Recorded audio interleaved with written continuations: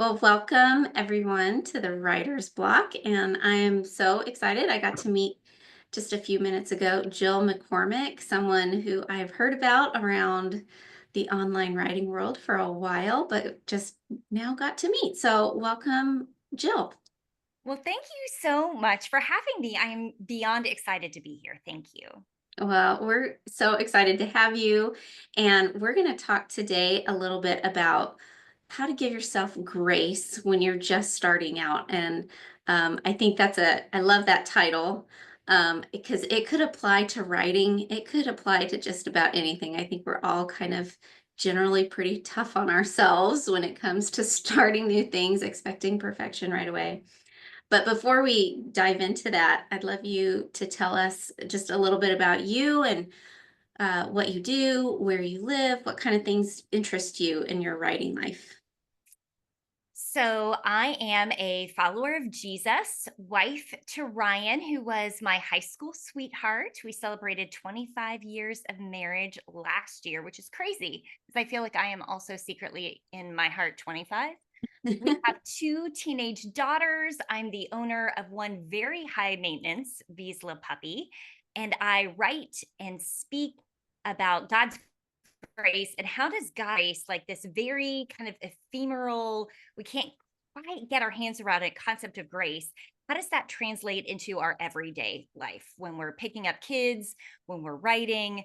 What does it look like for God's grace to meet us right where we are? And outside of writing and speaking about grace, I'm the communications director at our church. I'm a freelance editor. I'm in the middle of editing a book proposal right now, which is super exciting. And then we live here in South Texas, and yeah, love Texas. Yay. Well, that's a great overview of your whole life. Love that. I love your theme. I love finding grace in everyday moments. We all need to train our hearts and eyes to see that. I love that.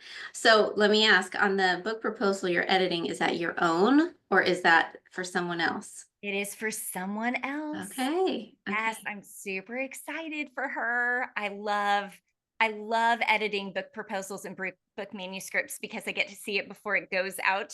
Hopefully into the world, that book proposal will hopefully get picked up, and it's just a little like sneak peek trailer of what might be on a bookshelf one day. Yeah, that is so cool. And it is such a I went through the process myself a year ago. So I have a whole new respect for it. And I had lots of editor eyes on it and was really, really helpful. So, and I know you do that too, right? You offer editing and like copywriting services. Is that right?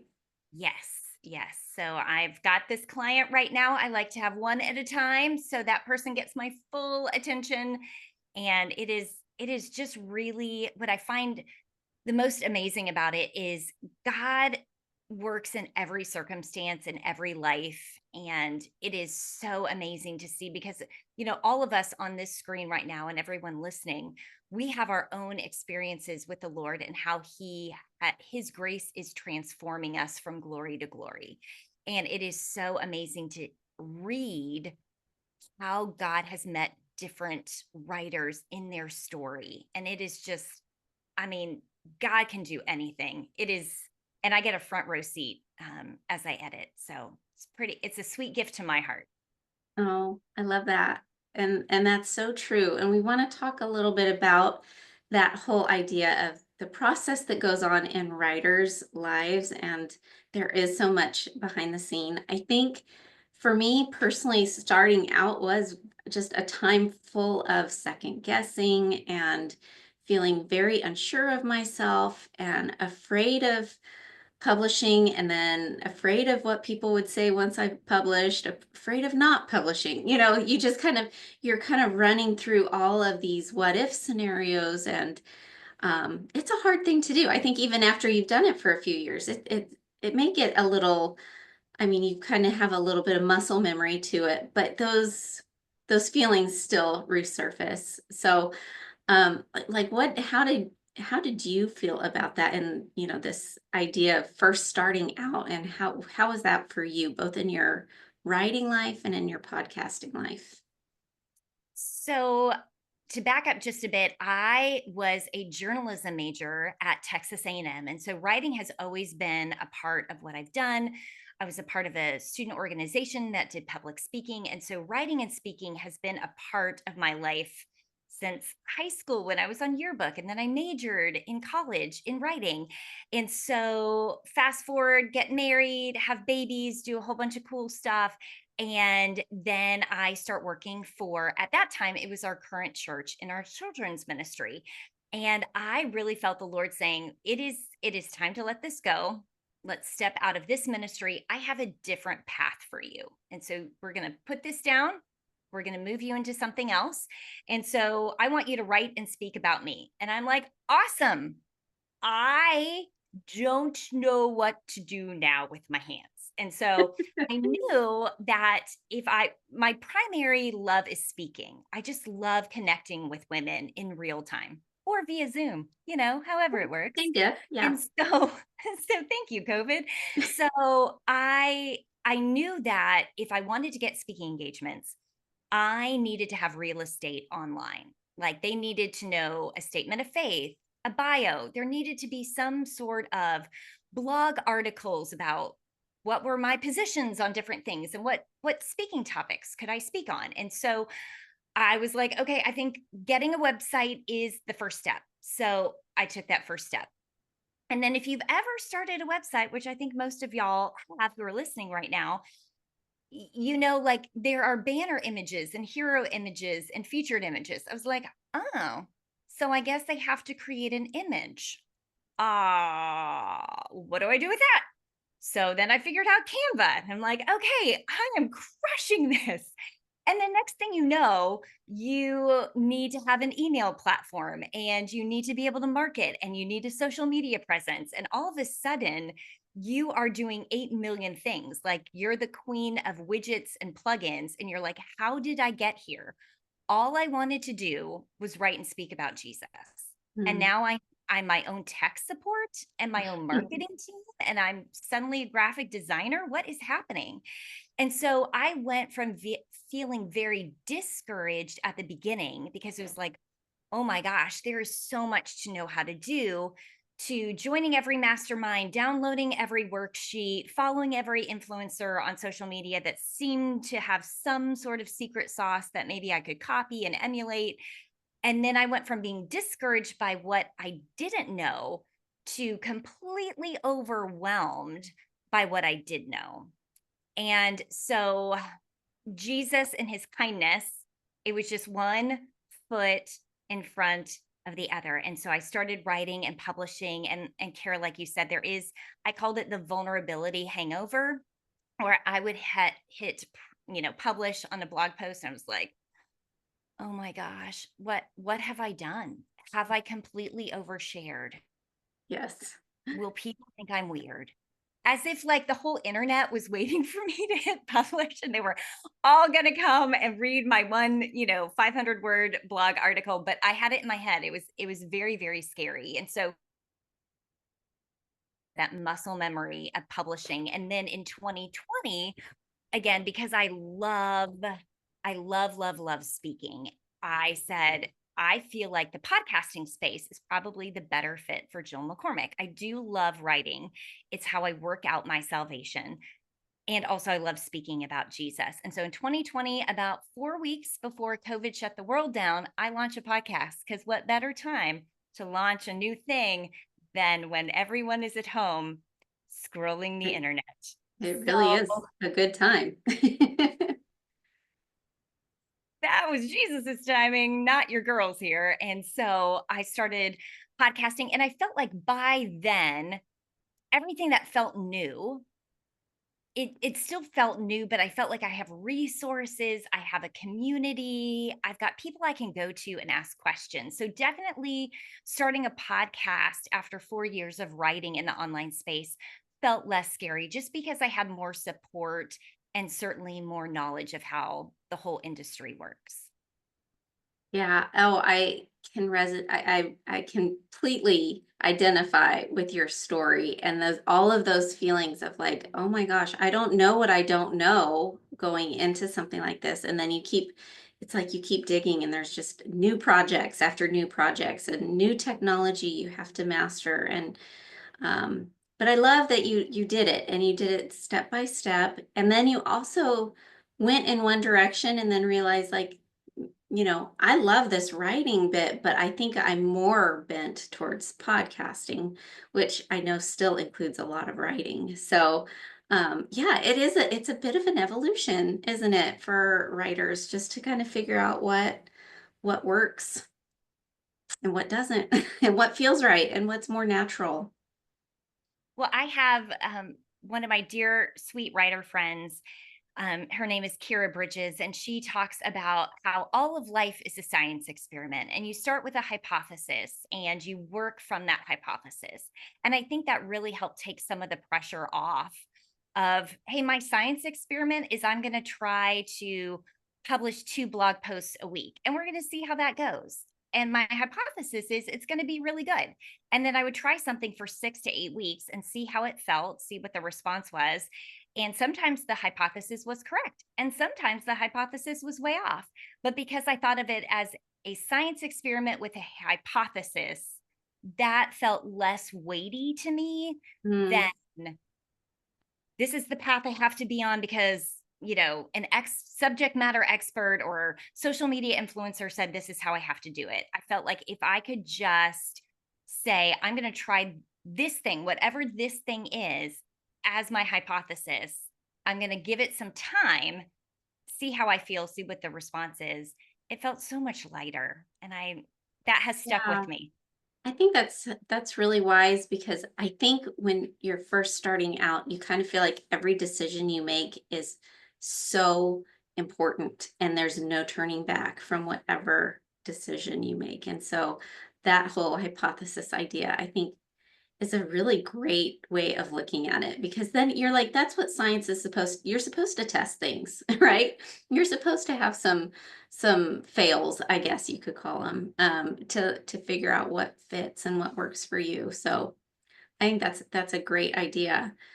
So I mean, so how many years ago? So you said this was 2020, right? When this all like your blog started, your online writing. So I started writing online in 2016. So Okay. almost 10 years, 9 years. Wow. Okay. Yeah. Weird, right? How does that happen? Again, I'm 25 on the inside and time passes on, but I stay the same, of course. Right, for sure. And then I started podcasting in 2020, in Okay, February 2020. okay. So, like, if you were to put yourself back in your shoes in 2016 and even in 2020 when you're pivoting a little bit, like, what do you think maybe it's true across all, like, art forms, not just writing and podcasting, but why do you think that it feels so overwhelming at times? Why is it that writers just kind of universally struggle with feeling overwhelmed? I think there are a couple of reasons for that. And we will unpack a lot of this on Thursday. But I think number one, we're trying to learn all the things and we're trying to do them with excellence in a compressed period of time. Hmm. So when you're just starting out, like, I was in 2016, it's like design a website, figure out how to do graphic design, pick brand colors and fonts and upload and figure out these plugins and widgets. And you're like, this is all before I can even hit publish. And so there's quite a bit that happens in a very short time period. And I would imagine virtually every member of writer's block has a high achieving, high excellence mentality. Like we're not women who sort of halfway show up. We're like, we are all in. Like I am working for Jesus. This is for the glory of Jesus. And I want to do a really great job. And so I think when we're trying to do all the things with excellence in this compressed period of time, I think we fall prey to perfectionism, comparison, and the lie that we are behind. And Hmm. we're going to unpack all three of those on Thursday, but I want to speak specifically to the lie that we're behind because I think that there are a couple different ways this shows up. I think one way is we say, I've been writing online or podcasting for a year. I should have blank number of subscribers, blank number of listeners, blank number of downloads, whatever that is. So we feel like I've done this for X amount of time. This should be my result. Or we look over and we say, well, Amy has got it all together. I clearly don't. I'm behind because Amy and I started at the same time and she's way ahead of me. So there's this comparison slash time frame that we put on ourselves. And then I think another aspect, so if that doesn't really resonate with you, I think another idea might be perhaps how this lie that we're behind might resonate with you is like, you know, the best practices, you know what to do, you've been doing this for a while.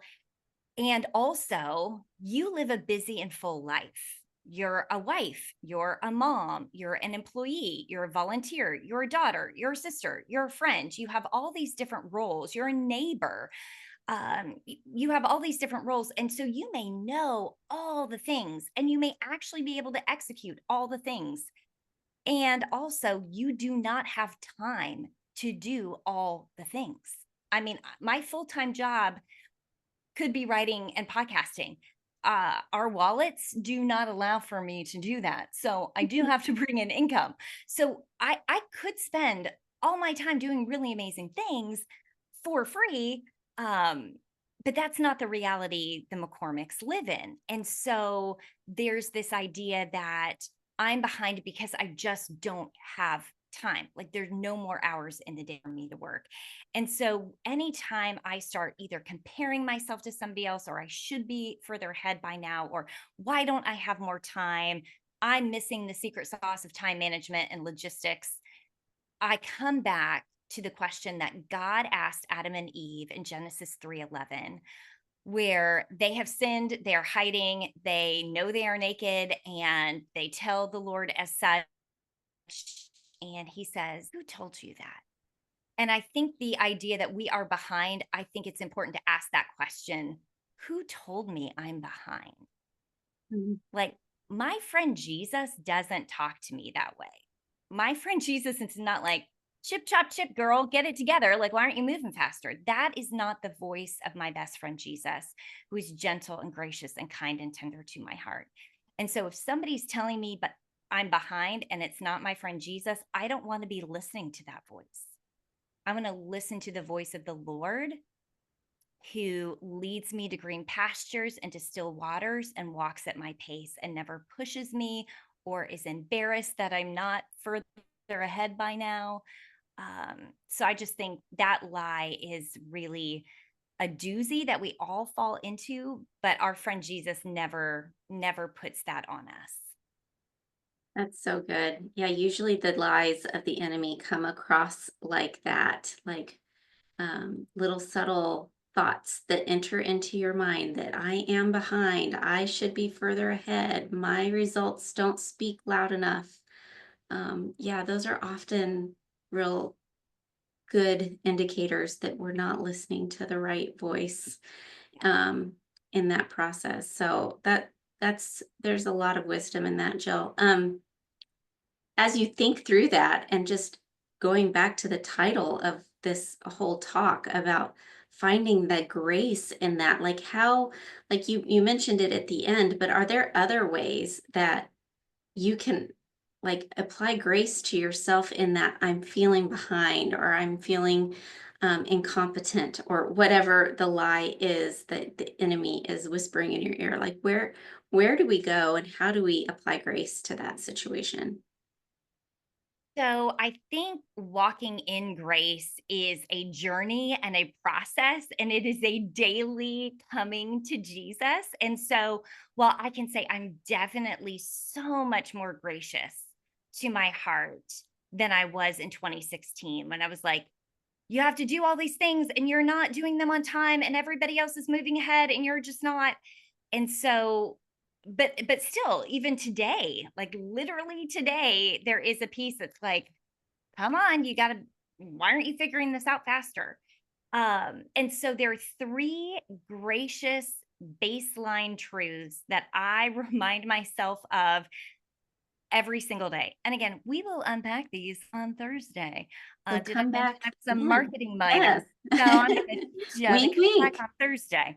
But for free right now, the three baseline truths are: I am a rookie, I am a human, and God is trustworthy in all things.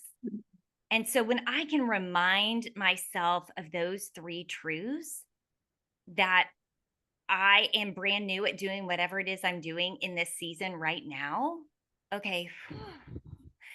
If I recognize I am human with finite capacity, not superwoman, and if I can rest in the truth that Jesus is going to take me where he wants me to go, when he wants me to get there, that lowers my blood pressure too. And so I think it's a daily reminding ourselves of what is true. I think really the gracious life always comes back to what ungracious lie or narrative am I believing? And what is God's true truth that can replace that lie? That is so good and so true that we do have to replace the lies of the enemy with truth. And so often that comes down to like preaching to ourselves. I always say this to my kids. You need to start preaching to yourself and stop listening to yourself because we can believe all kinds of things that aren't true that God's word says otherwise about. So, as you were talking earlier about the I am behind idea, I think too, we live in such a microwaved culture that what we see online looks like it just popped up like out of thin air. Like you might, as a podcaster, look at or listen to other people's podcasts or their Insta reels about their interviews. And it's just like, oh, it just looks so easy. And it's a 30-second thing. But when you're actually in the business of creating content and work, like it is a heavy lift.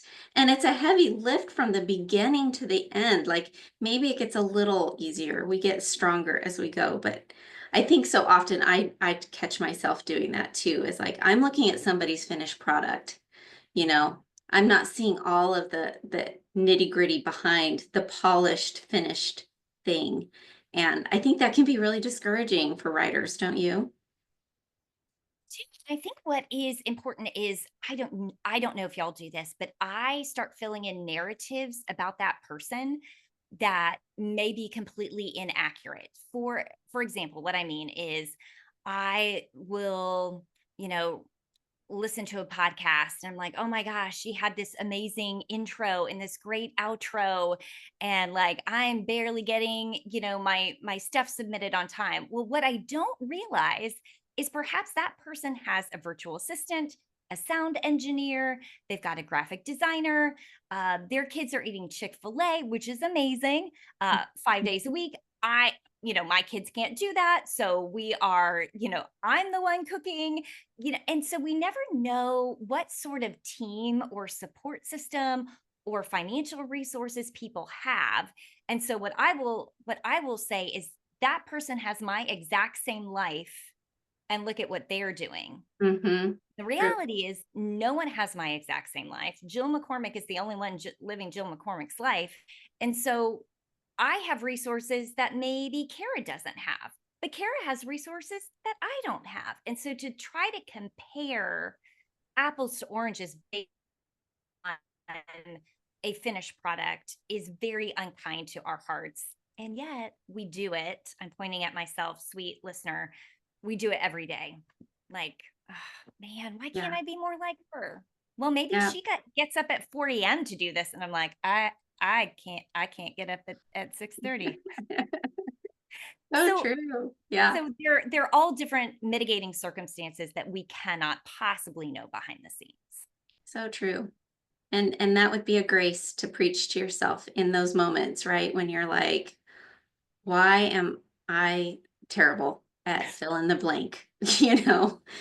Well, you don't know what her life is like. You don't know what resources she has. You don't know what struggle she went through to put that that thing out there, that probably blessed you, and which is why you're slightly envious of it. Right? So it's so good. Well, remind us again, because you've kind of peppered it throughout our conversation. Like, what are some of the things you're going to go over with us on Thursday in your solo teaching? So I'm super excited about it. So we're going to talk, I'll tell a little bit more about my writing and podcasting journey. We're going to talk about what exactly causes us to be overwhelmed. We're going to unpack those 3 baseline gracious truths that we can put on repeat. And then we're going to talk about 3 practical action-oriented steps that you can take like that day to extend grace to yourself in your writing life. So practical and foundational. You're going to get both because I love that.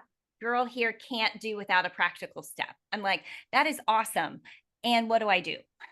Tell And me how do what I to do. put that Let's into do it. practice in my life? That's awesome. That's great.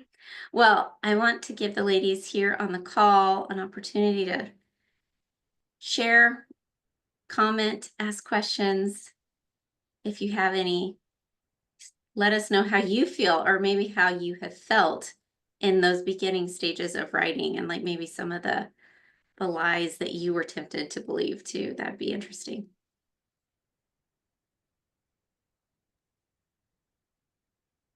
Well, I don't think it's even just in the beginning stages of writing. I mean, I think it's all throughout, right? Like, aren't we always trying to figure out, oh, now I want to put this into a course. Well, how do I do that? What does that look like? Oh, I'm new at that now, or no, I want to try this other social media platform to grow my reach a little more. And well, I don't know how to do that. So I'm new at that. It feels like there's always something that's new, that's different, that I don't know how to do yet. That's true. Yes. Oh, 1,001%, Amy. I mean, it is like, I think about, so last year, my father-in-law passed away from cancer. And the year before that, we walked through cancer with him. And I had never written in a season where someone I knew was fighting cancer while also trying to raise kids at the ages my girls were. And so there are seasons in our life that we have never encountered before. There'll be the empty nest season for us coming up pretty soon. There will be the AI is doing all the things now. How do I fight back against AI? And so, or Meta and IG are going to change the algorithm. I mean, no matter what season of life we're in, we've never written or podcast in this season of our nation's history with the resources that are available, with the algorithms we're competing against, with the season of life that we have going on underneath the surface of our writing. We are always new, even when we've done it and could create a featured image in our sleep. We are always new at something. Yeah, that's so good and so true. And like, I think the moment, and that's kind of what makes life interesting and fun too, right? Like, if we just never got challenged to do something new or difficult or pushed us outside of our comfort zone, like we wouldn't be growing. And so it's such an adventure to learn new things, to get a little uncomfortable Yes. and do I new like, things. Oh, go ahead. I was gonna say, I like what you said about the 3 things that you tell yourself every day, because that, I mean, it's taken a long time to tell people I'm a writer, you know, and that's one of those things that, well, if you think about it, yeah, I've been publishing. I also was communications director at my church. Now I'm the bookkeeper, but I'm, for years I wrote, the pastors wouldn't write a column in the monthly newsletter. So I wrote a devotional. So I've actually been writing devotionals since, the early 2000s. And yet it's only been in the last couple years since during the writer's block that I've said, yeah, okay, I'm a writer, but part of that is what my perception of a writer should be, and I look around and I say, well, that person's a real writer because they've done this, that, or the other thing. And so I think for me, the narrative is also, you know, I can go back and look at some of those early devotionals I wrote, and I thought, you know, people really liked them, so I got the feedback I got. But I look at them, I say, oh my goodness, I can't believe I wrote something so, you know, trite or trivial or whatever it was. You can see, in a way, it's valuable to see how far you've grown. And yet I still think I'm a rookie, and you know, and I am, and every new thing I try, I'm still a rookie. But that doesn't discount the things I've learned along the way. Well, Kathy, I'm so proud of you for calling yourself a writer, because that is really hard to say it out loud to another human. Like, hey, I'm Kathy, I'm a writer. Like, it just feels like, are the imposter police going to come and snatch me up now? Because it Yep. feels really hard to say those words out loud. And yet you've been a writer for 20 something years. And so I am super proud of you. And, you know, this is what I think about as I look back on some of my earlier 2016 writing. In my medicine cabinet, which also doubles as my jewelry keeper, I have, I don't know if y'all have kids or if your kids made, it was like from a, like some sort of cardboard roll of something, and they spray, the preschool teacher spray painted it gold, and then my girls got to like glue jewels on this. I mean, it's huge, this wristlet that I have. I'm sure it's like a toilet paper roll, but it's way bigger than that. Like, it fits around my wrist, so it's way bigger. And y'all, it is so precious because like a 3-year-old made it, and it's adorable. Um, and so I just love that my daughter made that for me with the skills she had, because she loved her mama and she wanted to give her mom a gift. And I think my writing, no matter what I think of it, and I'm only talking about Jill's writing, I'm not talking about Kathy or anybody else's writing, but when I look back at my writing, I'm like, I kind of want to cringe. Like, I kind of, why did I say that? Or why would I have used that word or that? I don't know how I feel about that anymore. And I feel like Jesus is like, but girl, you partnered with me on that. Like, we did that together. That was your gift to me. And because it was your gift, I cherish it. It is so precious to me. And so I don't look at my 3-year-old daughter and be like, why doesn't this look like Tiffany's? Like, can't you figure it out? No, she did what she could with the skills she had. And I think Jesus looks at my writing and my podcasting is like, oh, sweet girl, you gave back to me the gifts that I gave to you, and I got to do it with you. And I love spending time with my beloved girl. And so it was sweet. It was so sweet. And I think all of my jumbled messes of words, he genuinely loves. It's not like in the South when we're like, oh, bless her heart. Like, and we say that, like, oh. Like, it's a genuine, like, oh, that blessed my heart because she and I worked together on that. And I just think that's so sweet of him. I think that's really sweet, because I think for some who might be listening to this, they might be afraid to start because they know they're going to feel that way in the future someday. You know, that's like, well, as soon as I commit to this and I push publish, it's like out there. Now, I won't presume that anyone will remember it, but I will. And I might look back on that and cringe. It's kind of like opening up an old journal sometimes and you're like, oh, like, have you had that experience where you're like, oh, I can't believe I said that or felt that, or it just, we grow past that point. But in that moment, like you said, Jill, like this was a co-laboring with the Lord, and it was beautiful. And maybe you've outgrown it, but somebody who comes across it later, it meets them right where they're at. And so that's a beautiful way God works. Well, and our God is a transforming God, right? Like, that's what he does, is he transforms us. And so it would be weird if we always stayed where we were. And so the fact that we are growing means at some point we're going to look back and be like, ouch. And also, wow. Ouch and wow. Those are my great takeaways, Joel. That's a good way of Learn from looking at Jill. it. Ouch and wow. I'm just kidding. Hopefully something Uh, else better that Jesus said. That's right. Carrie wrote that Galatians 6:4 says, pay careful attention to your own work, for then you will get satisfaction of a job well done, and you won't need to compare yourself to anyone else. It's good. That is such a good reminder. Keep your eyes on yourself too. Well, I want to thank you, Jill, so much for just this time. And I feel like whether you're just starting out or you've been around the block a few dozen times, like this is probably a good word for us to remember. And we just are never going to outgrow this need for grace. Like we never graduate from that. And so the Lord keeps us dependent on him, and that's a good thing. No better place to be than in his hand. That's right. That's right. Well, thank you, Jill. We look forward to learning more from you on Thursday, and thank you all for being here today. All right. Have a great day. Thanks.